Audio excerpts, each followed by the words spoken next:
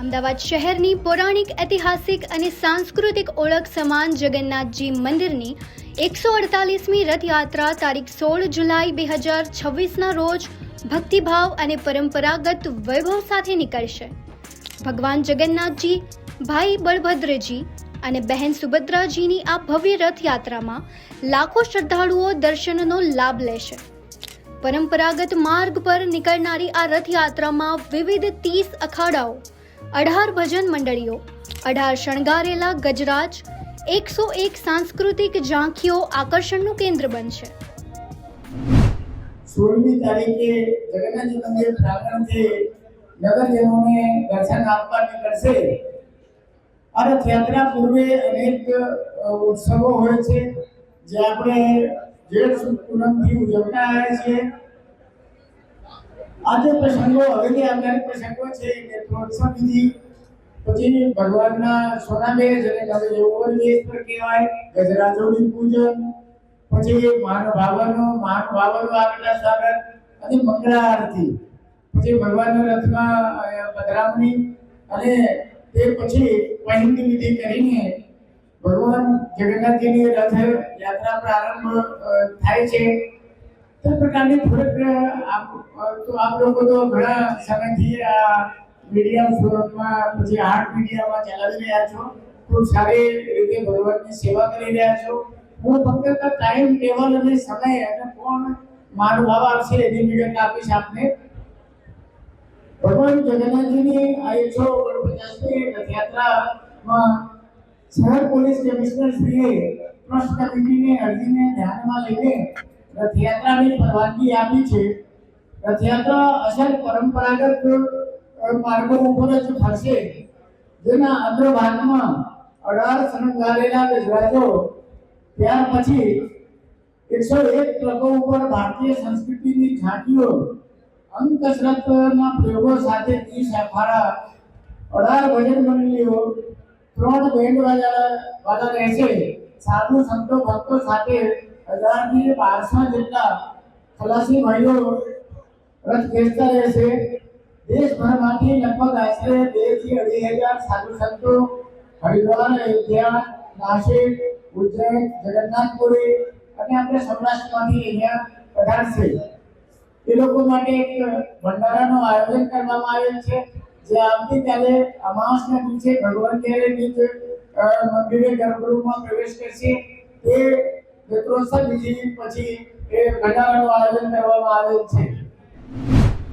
શ્રી જગન્નાથજી મંદિર ખાતે 148મી રથયાત્રા પૂર્વે તારીખ 14 જુલાઈ 2026ના રોજ સવારે 6 વાગે ભગવાન શ્રી જગન્નાથજી, સુભદ્રાજી અને શ્રી બળદેવજીનો ગર્ભગૃહમાં રખાયેલી પ્રતિમાઓનું પ્રતિષ્ઠા વિધિ સાથે પૂજન કરવામાં આવશે.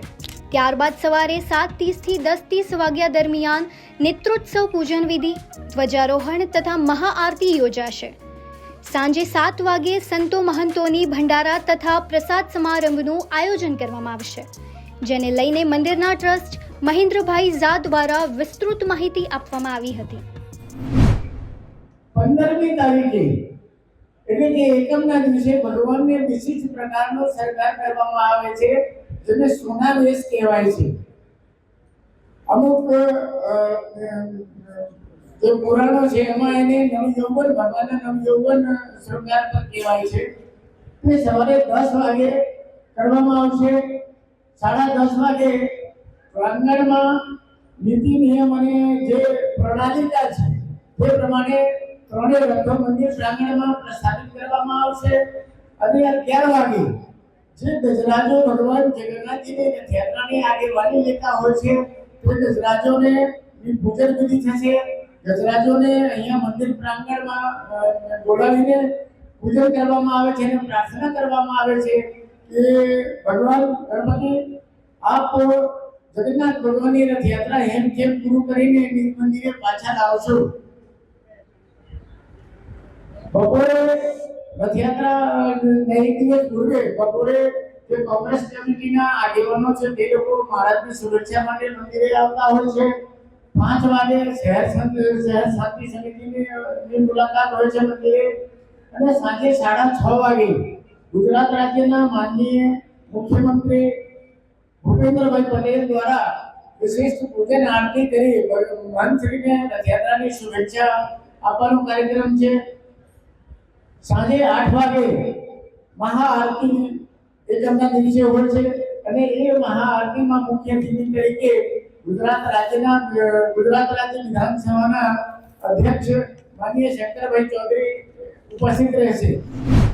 અમદાવાદ ખાતે ભગવાન જગન્નાથજીની રથયાત્રાને હેમખેમ શાંતિપૂર્વ રીતે પાર પાડવી તે માટે અમદાવાદ શહેર સુરક્ષા માટે એડી ચોટીનું જોર લગાવી સજ્જ બન્યું છે. રાજ્યના ડીજીપી GS મલિકે મંદિર અને વ્યવસ્થાની જાણકારી મેળવી હતી તો મંદિર ખાતે રથયાત્રાને જૂજ દિવસ જ બાકી હોય રેપિડ એક્શન ફોર્સના મહિલા અને પુરુષ જવાનો ખૂણે ખૂણે ગોઠવાઈ ગયા છે ને પૂર્ણ સુરક્ષા પૂરી પાડી રહ્યા છે. જ્યારે બીજી તરફ ઝોન 2ના ડીસીપી એસીપી સહિતના અધિકારીઓ સતત રથયાત્રાના માર્ગ પર બાજ નજર રાખીને સુરક્ષાની વ્યવસ્થાનું નિરીક્ષણ કરતા જોવા મળી રહ્યા છે. અમદાવાદ પોલીસ વિશ્વભરમાં ગણાતી અમદાવાદની રથયાત્રાને સુરક્ષા પ્રદાન કરતા શાંતિપૂર્ણ રીતે પાર પાડવામાં હંમેશા અગ્રેસર રહેતી આવી છે.